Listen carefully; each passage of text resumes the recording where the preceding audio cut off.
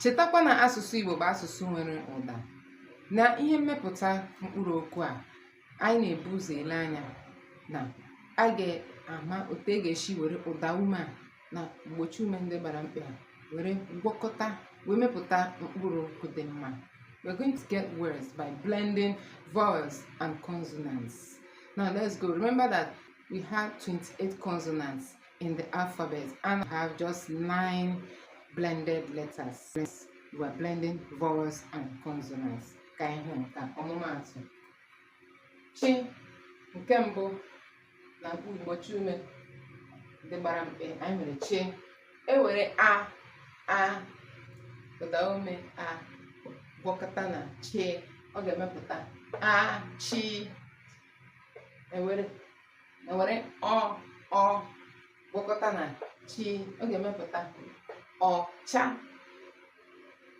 Ewere u gwakọta na chi, ọ ga-emepụta uche.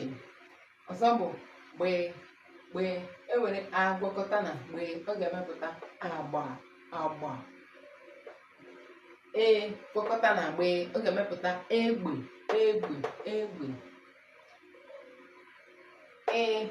Gwakọta na gbee, ọ ga-emepụta ịgba.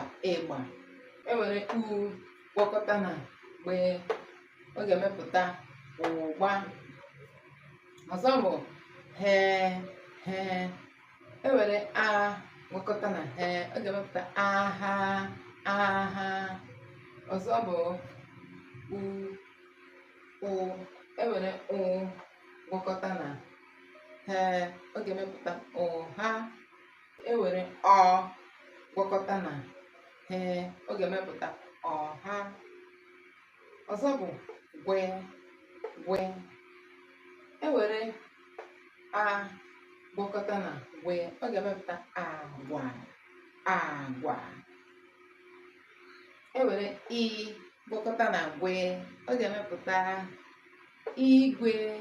Enwekwara igwe dịka m kwuru na asụsụ Igbo bụ asụsụ nwere ụda.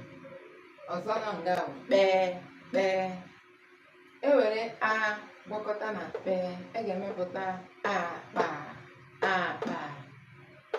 Ewere gwakọta na kpee, ọ ga-emepụta ekpere.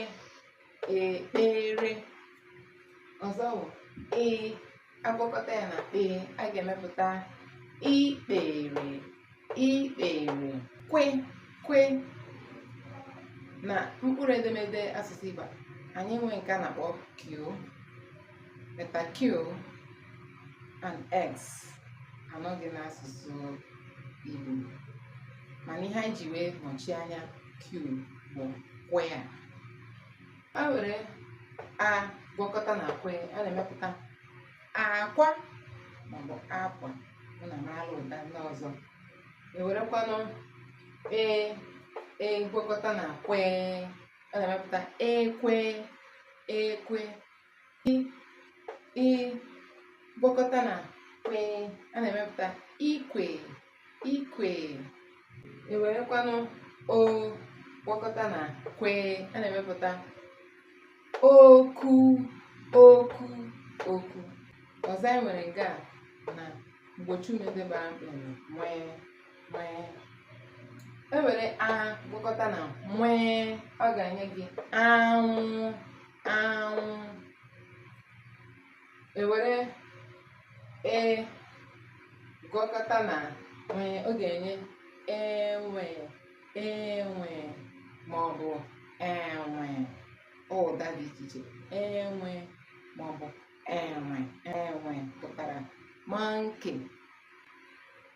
Ewere o gwakọta na nwee, ọ ga-enye onwe m. Ọzọ nọ nga bụ nye.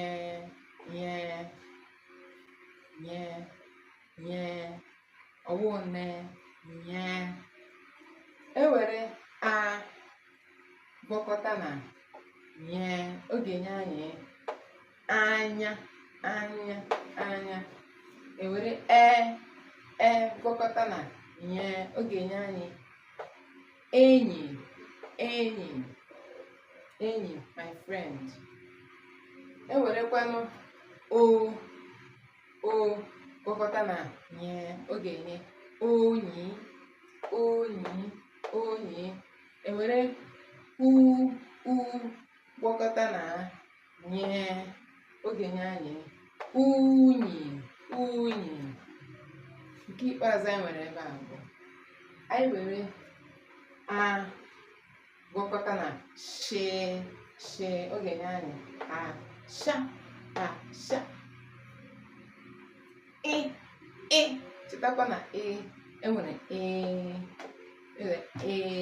nwee nke anyị na-ekwu wụ ụda ume ahụ anyị were gwakọta na she ọ ga-enye anyị isha. Nke a bụ just the few that we mentioned to basically know how to read. Okay, there is another letter that is nye. A bụ mgbochi ume. Ọ bụ osoghị na ndị gbara mkpị, mana ọ bụ mkpụrụ edemede nwere ntụpọ n'elu. Otu esi akpọpụta ya, a na-ejikwa ụda ume agwakọta emepụta mkpụrụ okwu. A na-eji emepụta mkpụrụ okwu ma agwakọta ya na ụda ume, dịka aṅụ, a na nye ga-emepụta aṅụ. A ga-eji nsụpe ọ gawa aṅụ. Enwere aṅara. Some people, if I should ask you, my friend, to spell aṅara, I know some of you might spell it so many ways, but the best spelling is this: aṅara. Aṅara. Ọ dị mma. Chetakwanụ na anyị sị na mkpụrụ okwu ndị a na a na-eji gịnị ụda ume emepụta. Abịa na o nwere ụtọ ọ na-adị asị. We want to use it, make it negative. Esoghị, anaghị, ọ dịghị, enweghị. Okay, remember to share my video, like and share my video. See you in our next class. Bye from here.